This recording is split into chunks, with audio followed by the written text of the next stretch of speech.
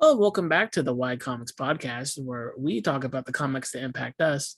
I'm your host, Jesse, and with me today is once again the writer, the Kickstarter hustling man behind the indie comics like Burn Residue, Game of Doubles, and currently on Kickstarter, The Killer.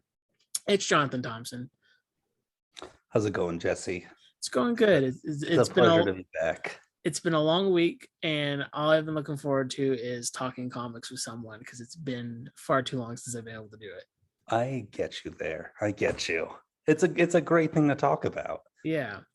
Jonathan, it's been a hot minute since you've been on, and since then you've been insanely busy making the rest of Burn Residue. Like basically, I feel like when we talked, like the writing was almost done with Burn Residue, but it's like getting the comic out there was a lot. Yeah. Doing Game of Doubles with two more issues of the name all of a sudden lost me. Tales? Tales from the Dead Astronaut. Yeah. And now The Killer is on Kickstarter, and that's a graphic novel, right? Like that's a full-size book. That's about 60 pages. We might fudge a couple more in there. So how does one keep up when you are doing so much?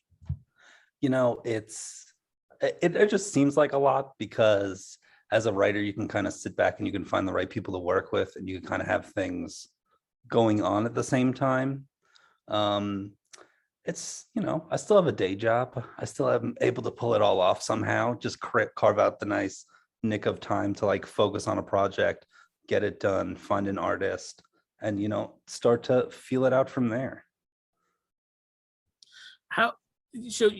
I think out of all the people I've interviewed on Kickstarter, like doing Kickstarters and stuff, besides like people who are already established comic creators, you have seemed to have an insanely good run of luck with artists doing your collaborations too.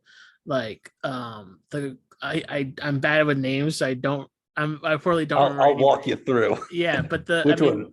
I mean, starting with Burn Residue, your creative collaboration that makes that comic feel so alive. Yeah, Rossano Piccioni out of Italy. I saw his work and just, cold messaged him. That's how a lot of these things work for me. I appreciated his work. I asked him if he wanted to do something. We made a killer 3-issue series there with Burn Residue, and now we're like looking for more. And Burn Residue in itself, the story is so concise to those 3 issues, but you and him built out just a world that feels like it has paths to go down. And I know what you mean. It's always fun because it feels like, oh wait, I feel like there's more here, and there is hopefully like time to get back to it and explore more. It reminds me of Criminal. Like I remember like when the Brewbreaker run finished. And I read it later, but like when I read it, I was like, oh man, this is really good. And then he's like, hey, we're doing more Criminal. I'm like, well, where are we going? Like, where are we going with more Criminal? And there's always something more, especially in those noir type stories. Yeah, and there's our main character, Willie, you can kind of go in his past or in his future. And I kind of would love to see more for him. You get really attached to these characters and you're just like, I could do more with this guy. And with after that, you did Game of Doubles, which I sadly missed out on that Kickstarter, but you graciously let me read it right before the show. Yeah, that was with Ryan Tavares, who I became friends with him on Instagram because I saw his posts and his art was super awesome. It was he has a series called Nomads, which is kind of a Conan-esque, cartoonish, fun comic. Mm-hmm. So naturally I asked him if he wanted to make a tennis comic about 2 brothers doing cocaine in a bathroom, and that worked out beautifully. And that in itself is a very interesting comic because it takes place in a bathroom, but you flash back to a tennis match, and it's very fun to watch the dialogue reflect the tennis match throughout both issues of it. Would you call both A and B different issues, or is it just the same collection to you? For me, it's the same. It's you missed out on the campaign, but the best version of it, in my opinion, was this double-sided version. Nice. Where you kind of like flip it over and you can read whichever way you want to. And with the Game of Doubles, it feels very much, again, like you write a lot, really mostly crime stories, and they're very, very good crime stories. But the way the art matched the story in this felt like, weirdly, it could have been like an Adult Swim miniseries, where like they could have just produced this as an animation, and you could have watched it and get the full experience. But you get that within the comic itself, the way the flow of it is and everything. For that one, I had a really big plan for how I wanted the rhythm of the flashbacks to go. Mm-hmm. So you can really see like the different patterns going on every double page spread. And I was nervous about it at first because like, well, will this really work? And then Ryan did the thumbnails for everything, and I saw it all laid out, and I was like, okay, this is really going to work. And just that whole rhythm and play with everything really excited me on a creative level. Mm-hmm. You know, I know a reader would get a kick out of that, because I try, you know, one of the things I've been trying to do is just make comics that could only really be comics. Yeah, no, for Not sure. stuff that's kind of, you know, a pitch for an IP down the road. They're all things that I really feel like should only work as a comic. And, you know, Game of Doubles is really that. Especially when you talk about it being one of those books that you flip around and read the other half. Like, only in comics will you get that. Like, you can't do that in any other visual medium, really, where you have the other half as a flip around. There was another creator, I can't remember the name off the top of my head, who was doing a Luchador comic, and in the same volume he was going to have the English version, and if you flipped it around, it was the same volume again in Spanish. I know what one you're talking about. Yeah, like, I need to get that one. I did commissions from him too, and I can't remember, but it was a really cool idea too. Yeah, it was. Game of Doubles 2, out of all of your books that I've read so far, it has the most flow with it too, because of the art and the way that the flashbacks are set up. Because of the tennis match being cut in between, it feels it's very rhythm, like the rhythm of the match. Like you could hear the ball being hit between conversations. Yeah, it's a fun book. It's a very fun one. I kind of want to sit with Game of Doubles for just a little bit longer, because we haven't got to talk about that much, or at all really. With that, where did the idea of twin brothers doing cocaine in a bathroom, but like it being about kind of different ways that they kind of want to get revenge at each other, where did that idea kind of come from? It came out of like, I always had this idea of a story that could take place there, from just being at like, you know, golf clubs as a kid. Mm-hmm. You see these like ornate bathrooms in these country clubs, and you think about what kind of trouble someone could get into them. And then I kind of like went into a Hitchcock kind of feel with the story. And Hitchcock likes to play with doubles a lot. And, you know, you have a kind of game in tennis called the Game of Doubles. So it's like, that's the perfect title. Let's make them twin brothers. Let's throw the tennis in as another Hitchcock element and just kind of have fun with it. And it's very Hitchcockian in the way that I think it was Hitchcock always talks about, like, you have to put a bomb in the in the room, and then you wait for the audience to wait for the bomb to explode. Like, they know it's there, so you build up the tension to it, and you do it twice, which is really interesting because I'm not going to spoil anything in the book, but the way that the second half plays out, I thought it was, at first it was just going to be the first one again played out through the other brother's eyes and like his thought process kind of. But it became like, I realized really quickly, oh no, this is just a different path. Basically, this is an alternate route that this could have taken. So the bomb got to go off again in a different way. Yeah, that was another fun part about it that I thought when I was approaching it as with the Hitchcock element, and then I started thinking about the movie Clue in the 80s. Because they put it out with like different endings depending on the theater that you went to. So I thought it would be fun, because I knew I was going to kickstart it, to add another element of like, maybe you could get the A version or the B version, or then have that double-sided version, which I love. And with the response for this Kickstarter, have you heard anybody like talking about the way that you presented the story? Because I think, again, no one else is really making a book like that currently. So it was a very unique idea. So I'm curious what the feedback was. You know, I haven't seen much personal feedback, except when people, you know, reach out to me and say that they like something or not. But the people that post about it really like it. So there's that. I feel the more awareness, the better, because I do have more copies. And the more people that could read it, I think they'd really see something that you won't just see, as your digital form. Hmm. And before we get to the killer, I want to talk about you let me read issue 2 and 3 of Tales from the Dead Astronaut. Yes. And who is your co-creator on that one? That is George Luis Gaboda. He was the first artist I ever worked Hmm. with. I think that's the first time we ever talked was for Tales. Yeah, yeah. And back then, that was last year. I kind of had slowly put that together piece by piece, just playing around with the medium, trying to think of different story ideas and tell these concise little stories. And we built up enough that I turned it into an anthology. And then around the time that I was doing Burn Residue, we got picked up by Source Point Press. So then that meant we had to figure out how to make 2 more issues of it. And So my that was really yeah. fun and threw us off. And it took a little time just to figure out where to go with it. But then once I did, I mean, for me, it really clicks as a whole unit now.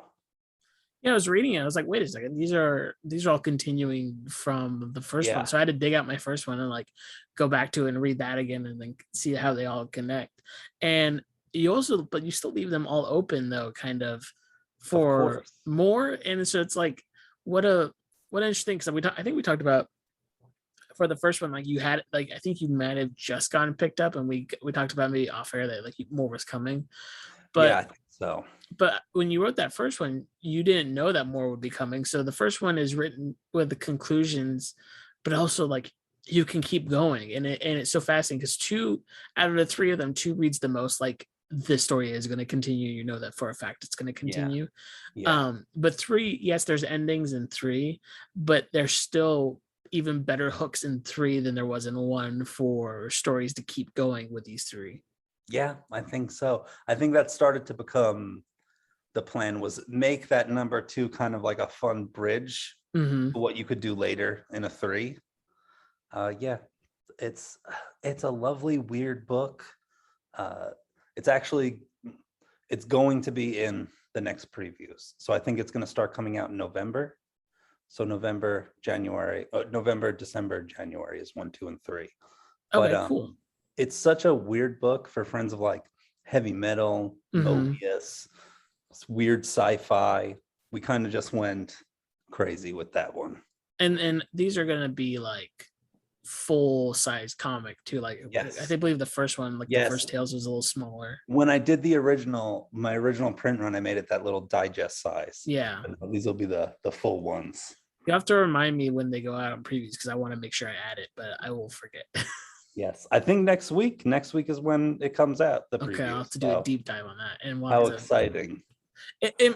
That's super exciting because like I remember we talked about before. It's like getting in previews was like kind of a goal, like it was a dream. It is, I mean, I think I'm sure you get disillusioned, but like that first time is exciting it's going to be exciting to pick up the magazine and see my book there. And with Burn Residue having the collection done and having that cover on the hardcover by, is it hardcover or paperback for what Jacob Phillips doing that cover? I went hardcover. I know we talked about on the last time we talked about it all, you were thinking about maybe pitching the collection, the image and stuff. Are you still like thinking about all the stuff that you've created, getting it published elsewhere after the Kickstarter? Yeah, I am, because I think ultimately it's fun to create this stuff, but there's just something a publisher offers a greater opportunity to reach more fans, obviously.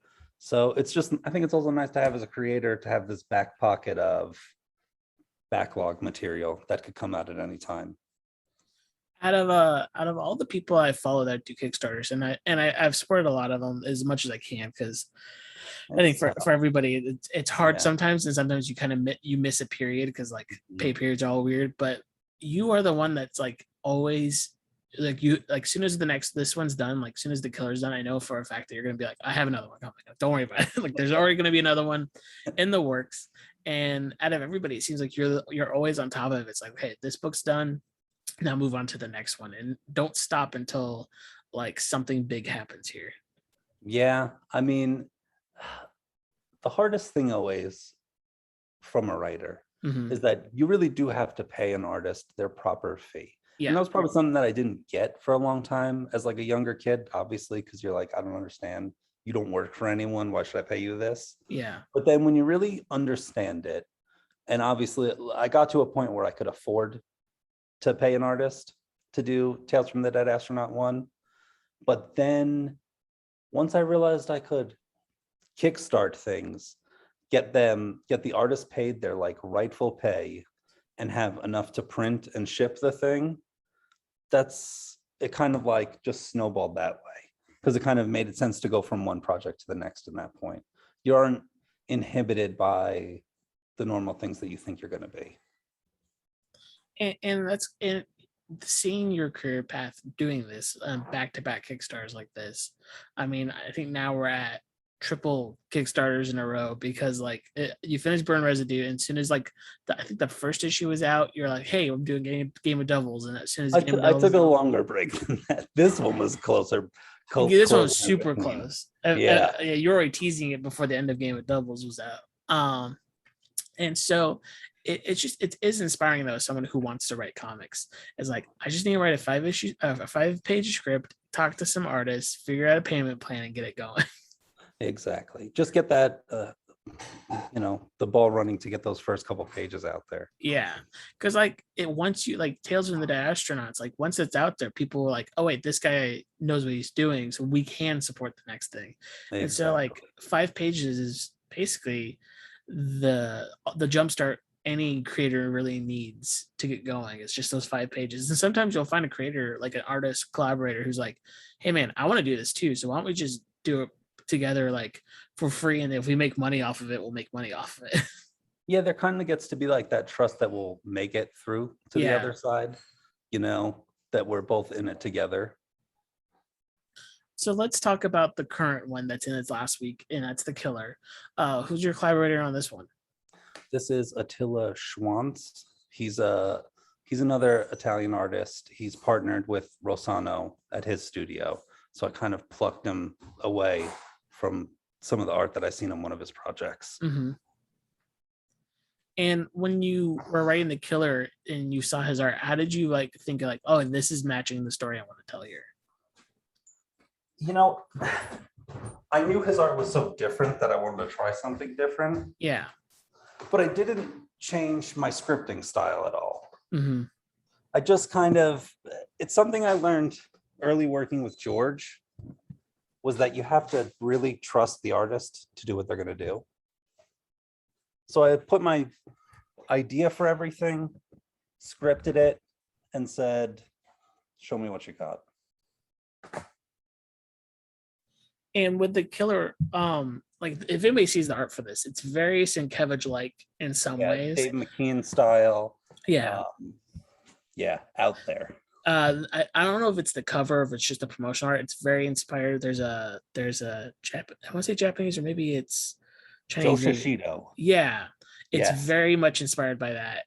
It's very much inspired by my love of both samurai films and Yakuza films from the 60s. Yeah. So really, what is the basic premise of The Killer? The Killer is about a serial killer who works as a hitman for the Yakuza. He's given an assignment to kill the head of a security company who's about to launch a worldwide kind of surveillance program. And as the killer creeps into the house this night to kill the target, he comes to realize that the target is actually a very emotionally wounded man who is getting ready to commit harakiri that night. And there is a kind of a fight for survival that comes out of it. And for this story, where did the ideas start from? Because this, honestly, out of all of these, except for maybe Tales of the Dead Astronaut, this one seems the most out of left field for you so far. That's funny, because it doesn't feel that way. They all feel like treading the same ground. Mm-hmm. It comes partly from seeing Attila's art and knowing the kinds of things that he could do. And then I just have really wanted to make my wacky 60s Yakuza movie. Mm-hmm. So that kind of bled into it. And then I tried to get a kind of Joe Shishido versus Toshiro Mifune vibe going on. And that's how we ended up where we ended up.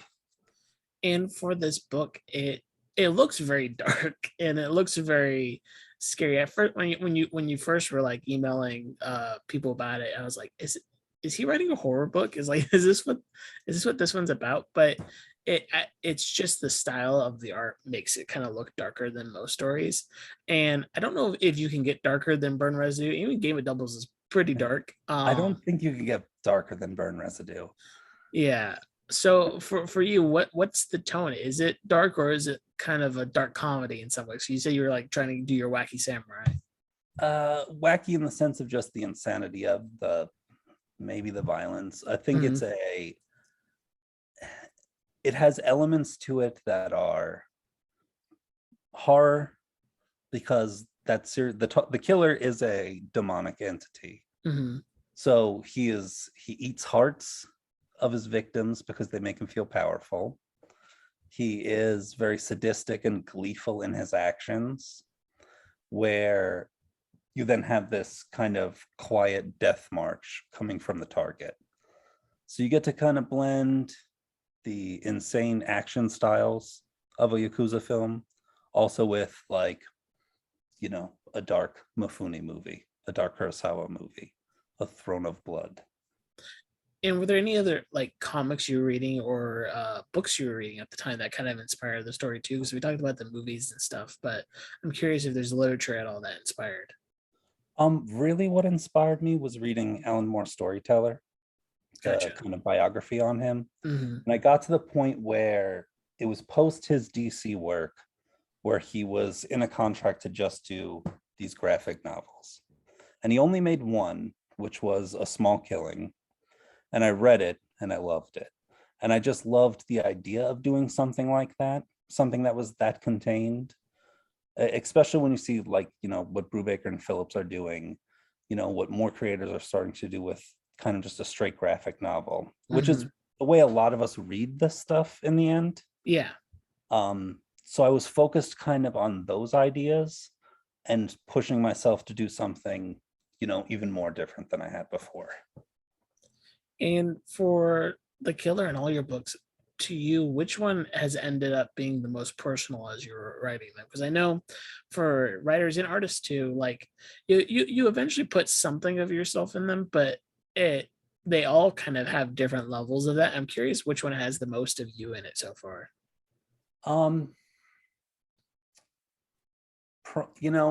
It's the thing that I'm working on with Rosano now, I think, has the most me in it. I know that's an unfair answer because that's not one of the ones that I've put out. But it also is fair because you're working on it. It's the one script that I felt the most personally attached to, and it's a crime script. And is this one going to be like as dark as all the other ones, or is this a bit lighter than the other ones? No, it's lighter. It's lighter. It's not as dark. It's still pretty dark, but it's, as a series, it's more on the poetic side than the dark side. It's really funny too to watch a lot of creators tell pretty straightforward stories overall. And for you, you seem to be like, let me do the most challenging thing I can do as a comic book writer from the jump. With Burn Residue, it's very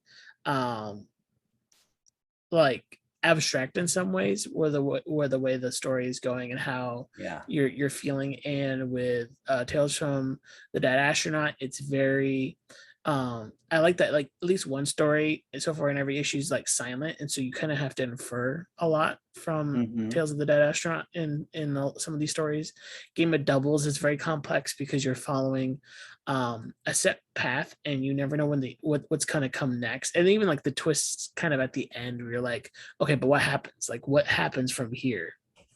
And now The Killer sounds like the most complex, with having an assassin who eats hearts and having such complex art with it and like the plot of it all. Why do you cause yourself so much trouble when you write these scripts? Just because I'm just so dead set in like experimenting with things.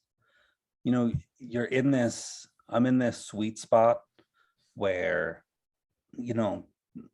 the only people I have to worry about pleasing are the people that are buying the books and reading the books, because that's all I care about. And if they trust me enough, I can try pretty cool stuff. Like with Burn Residue, even the narration that goes on.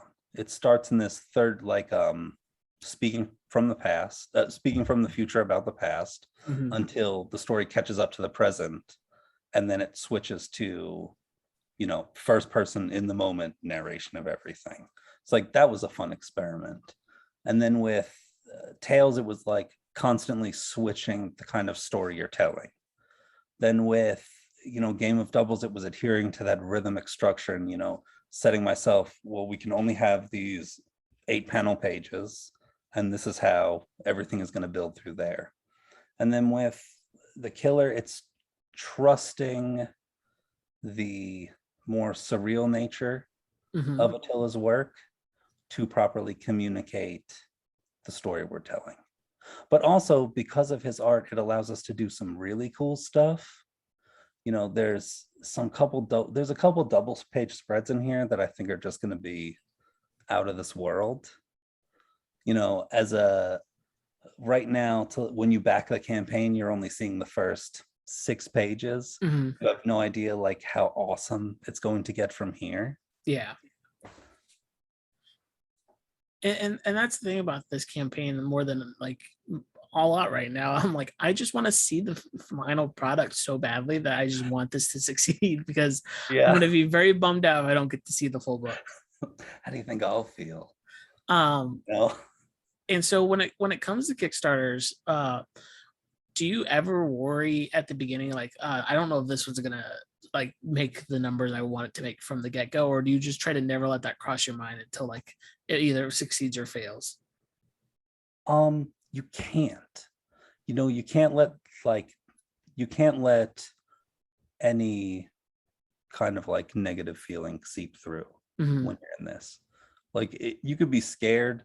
I think Game of Doubles made me the most nervous because you had to keep convincing people that it was more than just a tennis comic, which Yeah. is funny on itself. It's so much. There's a lot of jobber comics that people get every week, and a tennis comic is going to be at the top of the pile if you pick it. So that was a harder sell, but we got there. It felt like we were never going to get there, but we got there. And then, with this one, it's the most I am trying to raise for a campaign, but that's because that's what it takes for that beautiful art. Yeah. And like this is maybe some of the most stellar art I've seen out of a Kickstarter, at least like the ones on my radar. I think the only other one I can think of off the top of my head is that Oz one that just started. Yeah. Which I didn't even know that had a first issue. So I'm like, It's good. do It's I a good first issue. do I back that one at like the $50 one to get both issues? You might have to, because it's a good first issue. Yeah. Yeah. But it's just I was talking to a friend, and he said that I always pick the right artist, or I get lucky with the right artist, and I do, but I just know what I like Mhm. and know the things that are on my bookshelf. So that's what I'm gravitating towards anyway. And I'm not making superhero comics, so I'm not looking for that kind of polished superhero style. Yeah. That's why with something like Burn Residue, I can get dirty with, or Game of Doubles, I can get more cartoonish with. And then with The Killer, even more abstract and bring in a lot of things that I love just personally about art into it. No, I feel exactly the same, because for at least my collections I put out, like finding a cover artist or finding someone to do illustrations for the stories and stuff, it's like, okay, well, let's find the sensibilities that I'm looking for and the people I know can pull this off. And like, I'm not even gonna like just ask random people until one says yes. I'm gonna seek out the one I think of first. Yeah, and it kind of becomes the artist fits the project in a way that you can't imagine it done with anyone else. Yeah, exactly. Yeah. And like I said, Yeah. I'm not even changing my scripting style. All my scripts look exactly the same.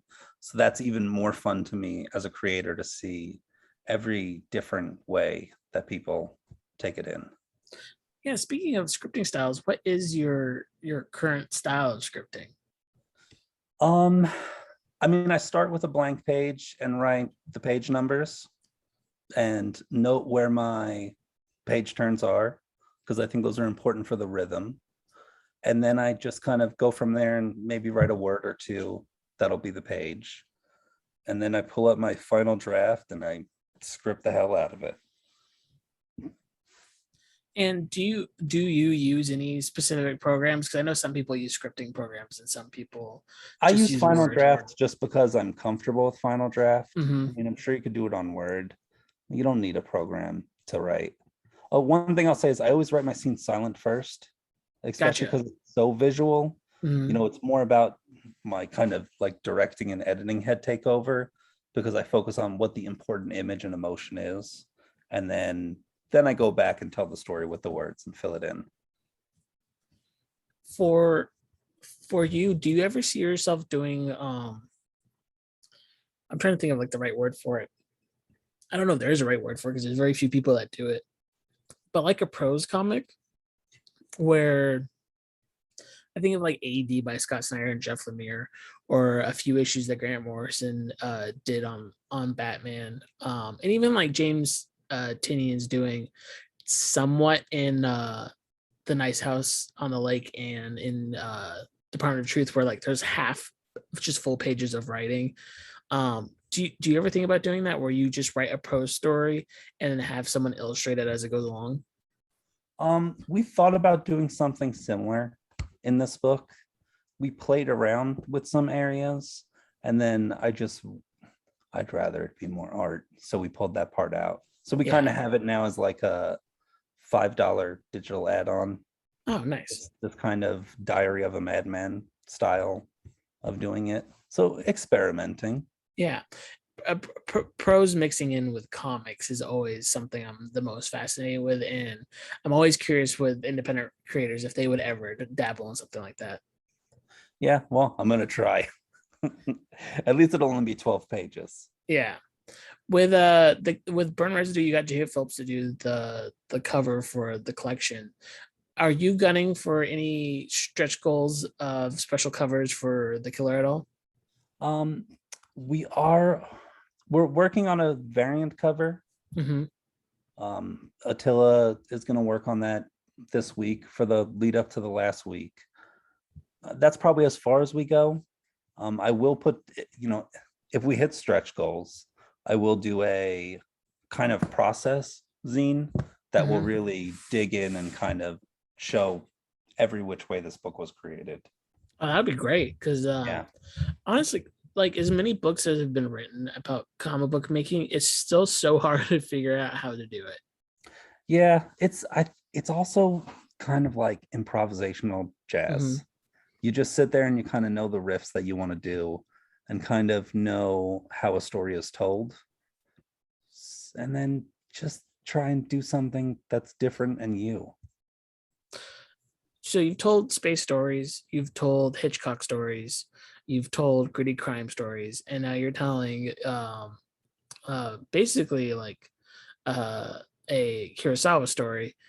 What other stories are there left in your checklist of stories I want to tell before I die?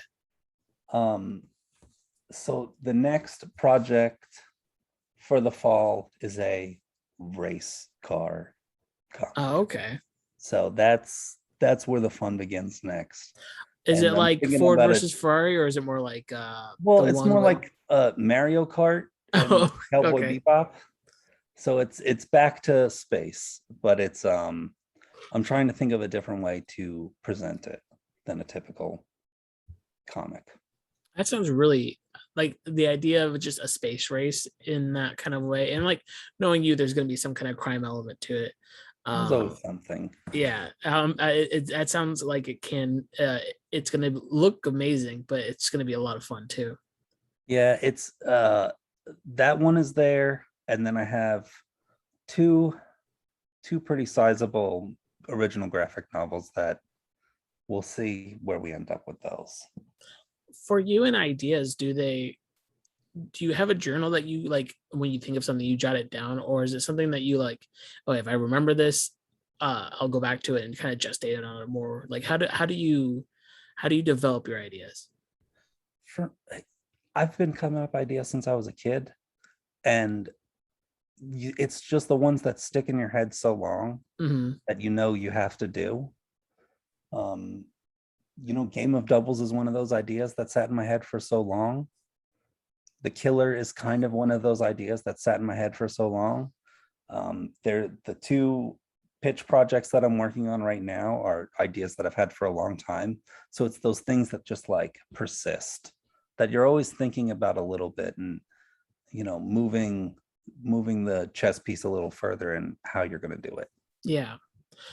And it's one of those things too where like if an idea sticks with you for so long, it develops itself. Like Mm-hmm. you start thinking about it more and more. You're like, wait a second. Well, if I'm ever going to do anything with this, I can add this piece to it, and I can add this piece to it. Yeah, exactly. And it's kind of like fun to always have those things to think about and not feel Mhm. like you have to do them right then and there. Yeah, Because you know that the more you think about them, the more you let them kind of, mutate in your mind, the cooler they turn out to be. yeah. And eventually, some of them you reach a conclusion where you're like, this actually, if I actually spent too much time on this, it would end poorly. I don't know. I haven't come out with that yet. Yeah, I think about there's a whole Stephen King thing. He says if he wrote one novel for more than like a month, he got bored of it. It's like Yeah. I understand the concept of that, but I don't know if that works for every one of the ideas I have. But there's a few where I'm like, okay, I've reached a conclusion with this story in my brain, and I'm like, there's no way that this would end up any interesting if I actually wrote it to paper. That's funny. And I think sometimes it's good to step away Yeah. and just come back at another time. So we talk about you pitching, like getting stuff to pitch. Are there artists that you kind of hopefully one day dream of working with if you can get a contract signed or get the funding to have any artist you want? Um, yes and no. Kind of, I don't know. It would depend on the idea and where I was and what was available, because there's always the right person for the job out there to create something just super cool. And I had another question in my head and I just lost it. I'm trying to come back, grab it back. Um, when it comes to writing, like you're one of the few people I see, um, like just really beating the pavement with your comics. Like you're nonstop, and I know you have a day job. And as someone who's now finally able to write properly after their day job, it feels very good. It was the other night. I was like, I sat down and I was like, I get to write tonight because I'm home, and like, Yeah. and I knocked out like 2,000 words in like an hour, and I felt very good about it. For you though, is there any advice to people who like are like, I just want to sit down and start doing this, but I can't, I struggle like getting there? Like you're so consistent with it. Is there any like tips you can give to people? Well, don't stress yourself out about like writing every day, because it's just not possible. You need to experience life too. For me, I kind of say it's like been a year-long journey between Tales from the Dead Astronaut to today. And it was just starting off small. The first story I ever did with George was 2 pages. And then after that, we did The Star, which was, well, maybe we did Another World next, which was 6 pages. And then The Star was 8, Prince of Steel was 8. And then we kind of put it all together from there. But it was important to start those small stories first, because I really got to understand the medium better, finally working with an artist. And then that just informed how I took my writing when I did Burn Residue, which was challenging too, writing those issues one at a time and kind of figuring it out from there. Well, Jonathan, we talked a lot about your books, but now I'm curious, like, what are you currently enjoying in the comic scene? Like, are there any other Kickstarters you're like, this one I'm very excited for, or is there any like books published by any of the big companies or even manga and stuff like that you're just really enjoying that's been like a really nice inspiration or just like a nice way to unwind? There's been some great Kickstarters out there. I Jordan Thomas, he does a lot of cool stuff. He has the Frank at Home on the Farm hardcover right now on Kickstarter, but he did Weird Work, he did Mugshots, great books. Like some of the best books that I've read and they came from Kickstarter. There's a lot of fun stuff out there, a lot of different stuff. But in terms of like store-bought stuff, I think anything by Rom V is kind of the top stuff out there. I'm enjoying Red Room. I'm enjoying Time Before Time. There's just some really great books out there. And those are very like art forward. Like most of the Ron V stuff is very art forward. I know Red Room is extremely. Layla Starr is a one of a kind book. Yeah, and I know Red Room is very like strongly art forward. Yeah, and same thing with Time Before Time. It's like it's very like Declan did that whole Kickstarter to be like, hey, here's a process book of this because super it's so cool. Forward on that. Yeah. There's some really great stuff. Like I said, and even stuff just finding still in, just graphic novel form. Like I just read again, Chasing the Bird by David Szesztay, and that's great. That's, great story combined with great art. Yeah, what is your all-time like favorite book to go back to like that? Because I think about like when it comes to novels, I have my own, and I have the same thing with collected editions and stuff. Do you have like a one that you always go back to? Is like this is what I go for inspiration? It's The Invisibles. I have my 4 hardcovers. It was the book that changed me. It's the book that I'll like always reread. And what about the Invisibles is the that makes it that book for you? I think it was from being, fresh out of high school and being that kid that the comic felt like it was talking to. And then it kind of warps your sense of reality, especially if you're a big Grant Morrison fan. You become like a Grant Morrison fan for life then. Mm-hmm. And it was just, they did amazing things with that book. Yeah. Invisibles is one of the few Morrison like big titles I have yet to read. I've just finished their Doom Patrol, and I feel like going into the Invisibles is going to be very similar to that in a lot of ways. Well, I did read Doom Patrol first because I kind of, had that like completist attitude about things. It was read Zenith right before, and then read Doom Patrol. And Doom Patrol influenced me a lot as well. But you can definitely taste the shift when he isn't straight edge anymore and is doing drugs when you go to the Invisibles.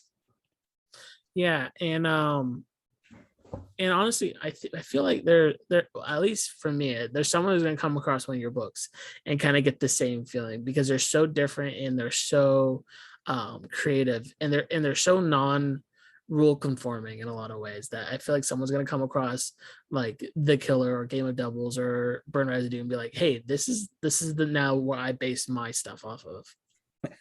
I think it comes from being a huge Jean-Luc Godard fan as a cinema lover who was the notorious just didn't care what you thought and was going to challenge everything at every opportunity that he had. That's kind of how I feel when it comes to comics is there's no real right way to do it. There's just different ways to do it.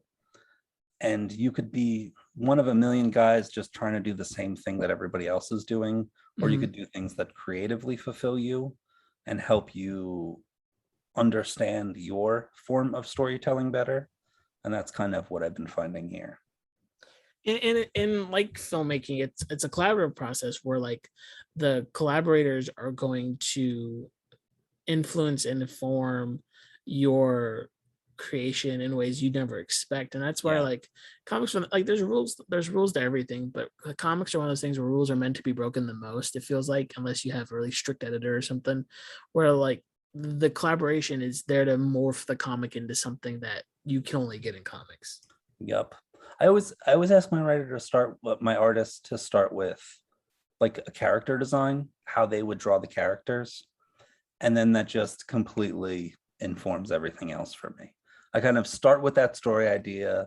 I say to, whatever artist I'm approaching, this is what I'm thinking of. And then fortunately, I'm lucky they say yes. And then I say, okay, so draw this character, draw this character, draw this character. This is who they are. This is how they feel. This is how they're going to fit in the story. And then I get those designs back. And then that's when the story really flourishes. Because now I have characters that I'm associating with more than just words on a page. So that's a really enjoyable part of the collaborative process. And then, like I said, just leaving it in the artist's hands to do what they feel is best. And it really comes out in the books because these characters feel very alive and Yeah. and breathed in than a lot of characters do when it comes to just you can feel like it's script and it's art, and like this one, like You feel they're more active. Yeah. You know, a lot of times in comics, it's just poses. And I'm lucky with the artists that I pick combined with the characters themselves, they all come to life really well. Yeah, you say yourself like it's just it's lucky, but it's also like a very keen eye. Like it's you seeing like these are the people that can make these stories work, and they work, and they work very well. Yeah, thanks. Lucky. Jonathan, thank you so much for dropping by again and talking to me about your Thanks for books. having me. Yeah. Again, The Killer's on Kickstarter right now. It's on Kickstarter for 8 days left, right? 8 days. It ends Friday the 27th, which is my birthday. So don't let me down. So yeah, you can't let Jonathan down. We got to get it 100% funded. I kind of good birthday gift. This was only a 27-day campaign just because I knew I could end it then. And so like they'll be linked in the description of this podcast. They will be linked when I post it to socials. Like, please support this book, because at least if not for Jonathan's birthday, for me, because I want to see the entire book. Yeah, and if you follow me on Instagram, Space Station Z, ZED, I post all the process stuff that Attila is sending me, so you can see, you know, starting from the sketch each page, his initial design, then when he goes to pencil, and then just the different kind of media he uses to create these pages. You know, he's using, there's a page where there's sand, and he used actual sand. He's crazy. He's using pen, he's using markers, he's using paint, he's using everything. It's really one of a kind art. And where else can people find you on social media? I'm on Twitter, Commander of Zed. I don't know how much longer I'll be on there. It doesn't seem to do much. But Instagram's the best place. That's, I think, especially for comics, it's the best place to find things. There's a link tree there that goes to my website, which has some fun stuff, and my newsletter, which I use to kind of just explore different storytelling. Sweet. And for this show, you can find us on Twitter at YComicsPod, Facebook at facebook.com/YComicsPodcast. You can email me at ycomicspodcast@gmail.com. If you have any questions for guests, want to be a guest yourself, or just have a story about how comics impacted you that you want me to read on air, you can reach me at all those places. The logo for the show is done by my friend Andy Manley, who you can see working on The Simpsons. Banners are done by my friend Steven, and the theme is Join the Restaurant by David Szesztay. And remember, everybody, even Captain America punched Nazis.